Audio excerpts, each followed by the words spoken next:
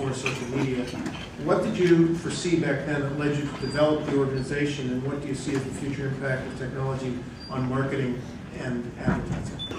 Well, we founded the EMarketing Association, before anything was really going on, probably to meet a need that we foresaw in the marketplace in education, which was our basis. And we developed the first certifications in e-courses. At that point, colleges didn't have anything on internet marketing. So we hired a bunch of teachers and educators and so on, and wrote courses and put them in 600 colleges and universities around the world.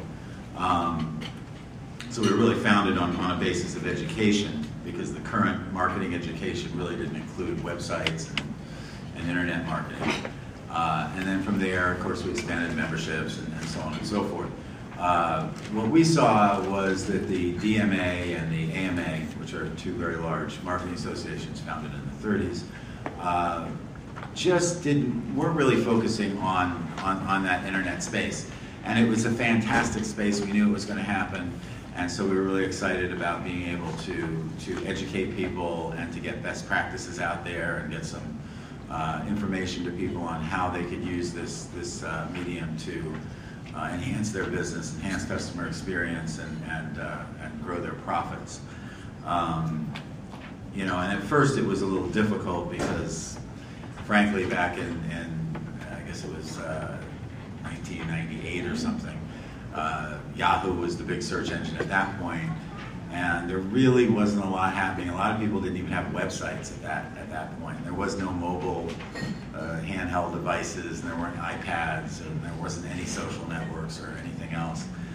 Since then, of course, there's been a fantastic, incredible, amazing, supersonic revolution in marketing, which has just turned everything you knew about marketing from, if you were marketing 20 years ago, got thrown out the window.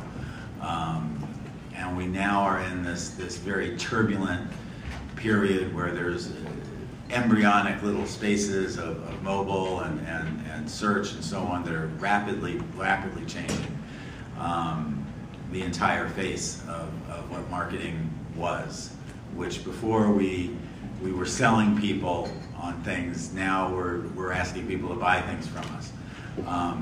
So we're having a different type of conversation. Well, we never had a conversation before. I mean, if you're old enough like I am, back in the 70s or 80s, we did commercials and hopefully you'd go buy the products. Today, people don't work like that. They walk around with like this all day with handheld devices, and they can scan things now at a supermarket and see comparative prices and see even places where they can buy things right down the block. Cars are becoming computerized, where you can just talk into them. Siri lets you know where the restaurants are close to you. iPad 3 is coming out, an enormous success, showing everybody that pays attention the value of the customer experience. Apple products really, they're good products, but they're really not that good. I mean, this is an iPhone. Okay, first of all, it's an iPhone, and it's made of glass. Who makes a phone out of glass? You can't change the battery, okay? Android specs are, Android tablets have all kinds of ports. This doesn't have anything. So yeah, they're good products, but what really makes Apple successful, and since Steve Jobs passed away, the stock price has gone from $350 to $525, I believe, today, is the ecosphere of Apple. And that is iTunes, it's downloading movies, it's the customer service. It's when you walk into a store, there are no cash registers. You can do this. So this is all part of the experience from the time you buy the product to the time you open the package, and you don't need a chainsaw to get it open.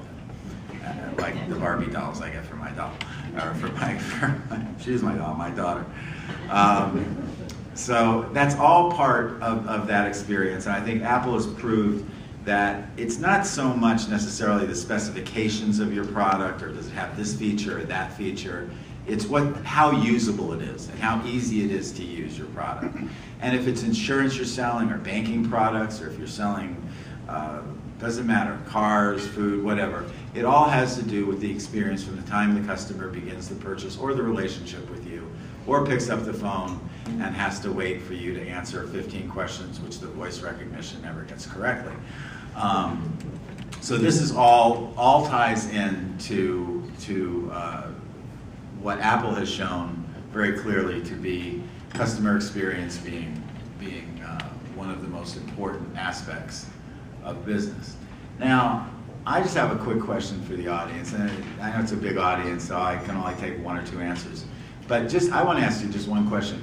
What is the one thing that no business can survive? Anybody have an answer for that? Nobody?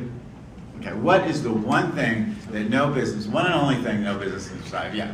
The internet. Internet, okay, one more answer, okay? No customers. No? I'll incentivize it. I'll give you $50 if you get the right answer. All right. No money coming in. No money coming in. See me after the show, okay? Actually, the one thing no company can survive is running out of money. You can survive bankruptcy, bad products. Tylenol can survive recalls. So you can survive just about anything, but there is one thing you can never survive, and that's running out of money. If you don't have money, you cannot have a company. You can go bankrupt, but then you still get money. You still have an income. You still have a cash flow. So in order to not run out of money, it's important that your marketing, your products, have a synergy to them, that they work together and so on. And we've been very successful with over 400,000 people in our LinkedIn group. We're the largest social marketing group in the world. In fact, we're the largest, EMA has the largest B2B marketing or B2B social group on the planet Earth. It's bigger than Apple, it's bigger than General Motors, just name any company because it's bigger than any company. At 400,000, it's called the EMarketing Network Group. You can join it on LinkedIn. How many people belong to that here? Okay, so we got some people. The rest of them, go to LinkedIn and check it out. We were successful in building that because we knew we had a B2B market because we're an association. And I'll talk a little bit later about how we built that and how important it is. But just real quick statistic, 22 cents out of every dollar, 22% of our business comes directly from LinkedIn. We wrote the first social marketing course a year and a half ago.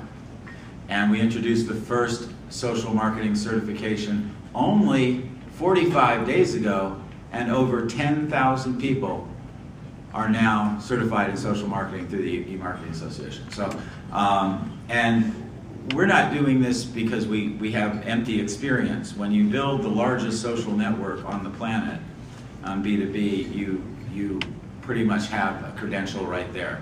And as we go through this, hopefully I'll be able to tell you how to do the same thing, how to coordinate that with your website, which is the nucleus of everything, you know, and all the exciting, fantastic things that we see coming up in the future, okay? The new iPad 3, get ready, it's coming next month. How many people are gonna buy it? Oh good, I'll buy some more stock. There's so many exciting things. My son we went to Disneyland last week. We were at Disney World, and everybody's walking around like this. It's so sad. And they're on their iPads. Smartphones are changing everything. iPads are changing everything.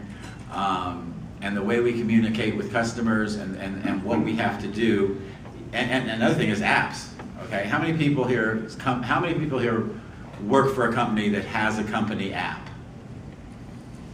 Okay, I'll ask you this question in a year. And you guess what's fantastically going to happen?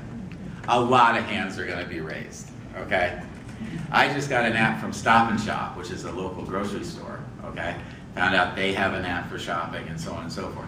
People are going to be getting information different ways, and these are really fantastic, exciting times we're going through. So I don't want to take too much time if we're going to move this along.